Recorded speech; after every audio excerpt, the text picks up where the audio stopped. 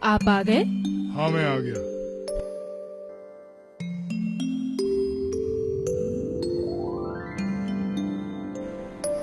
मैं पानी लेके आती हूँ। अच्छा, ठीक है।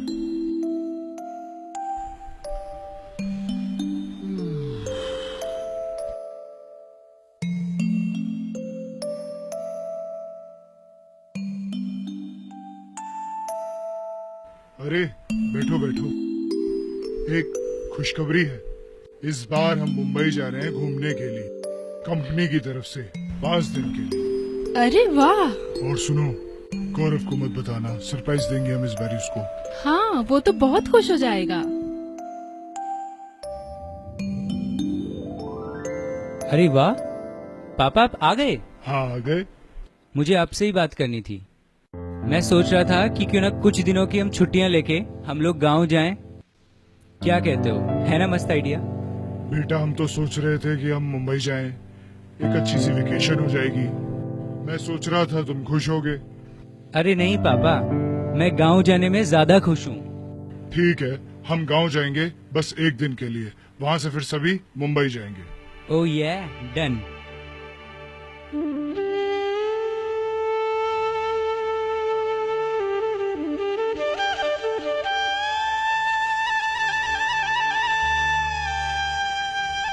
मम्मी कहाँ रह गए, जल्दी आओ। ये हमारे घर है क्या? हाँ बेटा, ये हमारा ही घर है।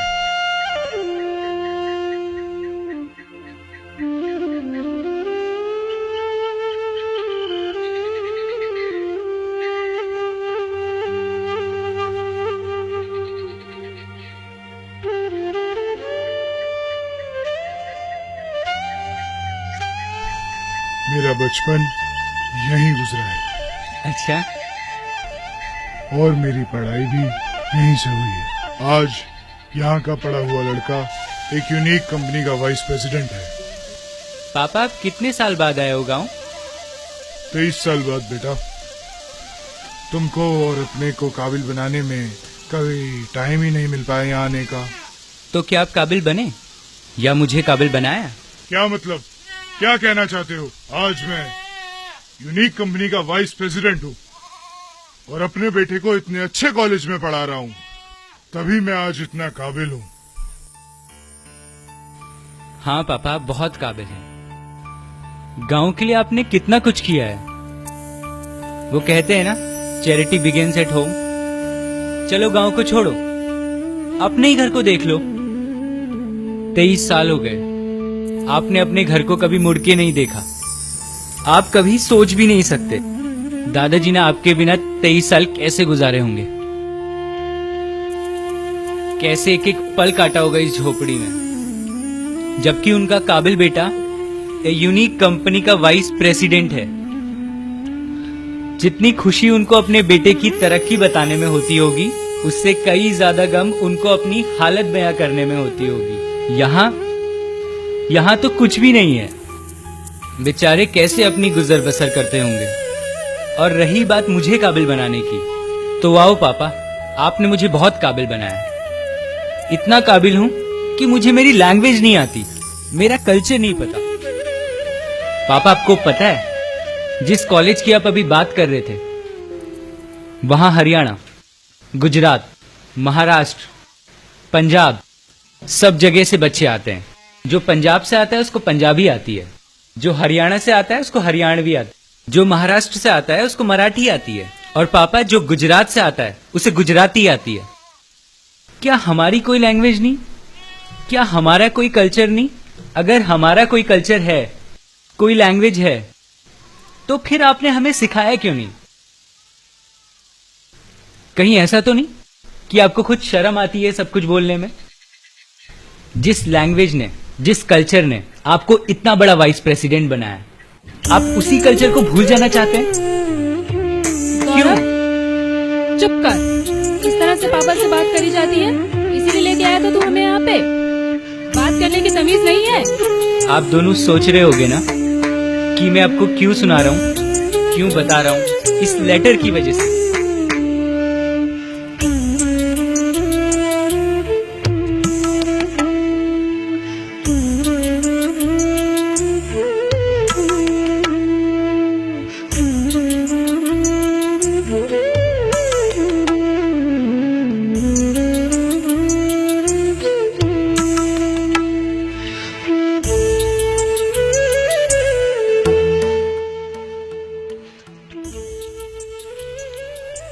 बेटा चिरंजीव रहो।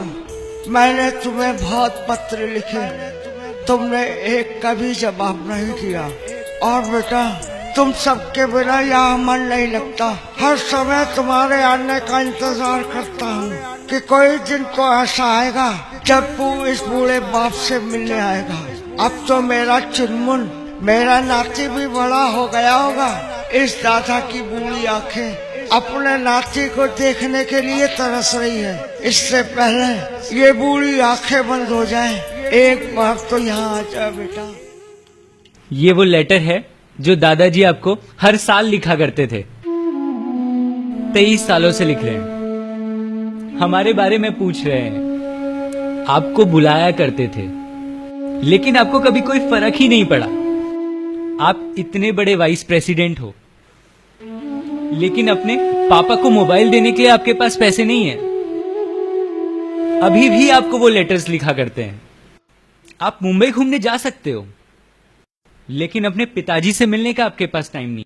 बेटे भास्कर, तेरे पिता है वो, पिता से ऐसे नहीं बोला करते। चल माफी मांग अभी के अभी। देखा पिता का दिल कैसा होता है।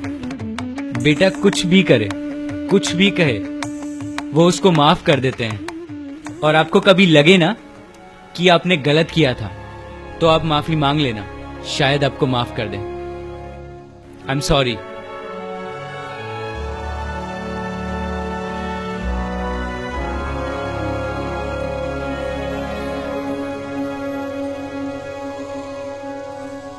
अरे बाबा जी, मैं आपकी मदद कर देता हूँ। नहीं बेटा, ये तो हमारा रोज का काम है। आपके घर में कोई नहीं है क्या जो आपकी मदद कर सके? हम यहाँ अकेले रहते हैं। हमारे 3 बेटे हैं जो दिल्ली में रहते हैं। वो वहाँ काम करते हैं ताकि अपना पेट पाल सके। यहाँ तो कुछ भी नहीं होता। इसको आप नीचे रख दीजिए। कभी कुछ होता है तो खा लेते हैं, वरना भूखे पेट सोना पड़ता है।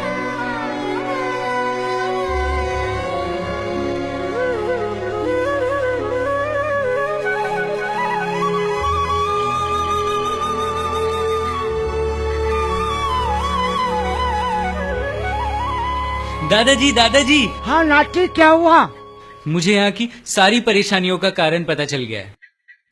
अच्छा, क्या कारण है? यहाँ रोजगार नहीं है। अगर हम रोजगार लेके आए, सेल्फ एम्प्लॉयमेंट, तो ये सब कुछ सॉल्व हो जाएगा। क्या सेल्फ एम्प्लॉयमेंट? सेल्फ एम्प्लॉयमेंट नहीं दादाजी, सेल्फ एम्प्लॉयमेंट यानी स्वरोजगार। आप ऐसा करिए, पूरी पंचायत बैठाइए, मैं आपको बताऊंगा कि इसका कारण क्या है और इसका हम सल्यूशन ढूंढेंगे। आप सभी को यहाँ किसी खास मकसद से बुलाया गया है। क्या आप में से किसी को पता है कि पलायन का सबसे बड़ा कारण क्या है? मैं आपको बताता हूं, बेरोजगारी। और अगर हम साथ हो जाएं, तो इसे खत्म कर सकते हैं। अगर सबको जागरूक करें स्वरोजगार ला सकते हैं। पर हम ये सब करेंगे कैसे? स्वरोजगार लाएंगे कैसे? हम एक सोसाइटी बनाएंगे जिसको आपके ही गांव के कुछ पढ़े लिखे लोग चलाएंगे और इसकी रिपोर्ट हर महीने हम गांव वालों के सामने रखेंगे। इस गांव में 40 फैमिलियां रहती हैं और हर घर में 2 से 3 गाय हैं। उस हिसाब से हमारे पास 80 से 90 गाय होती, जिसमें से दूध, दही, घी आदि का प्रोडक्शन होगा। और जो भी उसका वेस्ट मटेरियल होगा यानी गोबर या गौत होगा, उसका भी हम यूटिलाइज यानी प्रयोग कर सकते हैं। जैसे कि हम गाय के गोबर के उपले बना के हम छोटी छोटी फैक्ट्रियों में बेच सकते हैं और हम ऑर्गेनिक फार्मिंग कर सकते हैं, जिससे हमारा गांव बहुत तरक्की करेगा।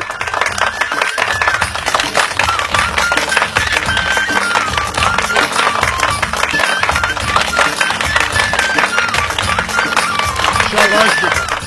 हमारी इस सोसाइटी को शुरू करने के लिए जो भी सहयोग मेरे से हो सकेगा मैं करूंगा। भल हो बाबू।